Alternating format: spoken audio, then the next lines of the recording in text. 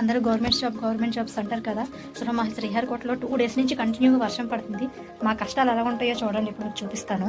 అసలు ఎంత దారుణం అంటే ఇల్లు కారిపోయి మాకు అసలు పెట్టుకోవడానికి ప్లేస్, ఇప్పుడు పడుకోవడానికి కూడా మాకు అసలు ప్లేస్ లేకుండా చూపిస్తాను చూడండి. బ్యాగ్స్ యాక్చువల్లీ మాకు ప్లేస్ సరిపోదని చెప్పి బ్యాగ్స్లోనే బట్టలు పెట్టుకుంటాం. కంప్లీట్గా తడిచిపోయాయి. కనీసం ఇప్పుడు ఇదిగోండి కంప్లీట్గా తడిచిపోయి బయట వేద్దామన్నా ఫుల్గా వర్షం పడుతుంది అసలు కంటిన్యూగానా. సో ఇదిగోండి ఇక్కడ చూసారా కారుతున్న వెళ్ళ పెట్టుకున్నాను. అదిగోండి ఇంక ఇది హాలు. బెడ్రూమ్ సంగతి దగ్గరికి వస్తే ఇదిగోండి బింది, ఇదిగోండి ఇక్కడికి చూసారా ఇది బెడ్రూమ్. మా పరిస్థితి చూడండి. ఇది అయిపోయిందంటే ఇదిగోండి ఇక్కడ అదిగోండి మా లీకింగ్ అది అయిపోయిందంటారా. అక్కడ పెట్టుకునే వాళ్ళం బ్యాగ్స్ అది కాస్త మొత్తం ఇది చూడండి. ఇది బెడ్రూమ్. కిచెన్ చూపిస్తాను ఆగండి, ఇంకా కంగారు ఏముంది. జారిపోయాను నేను.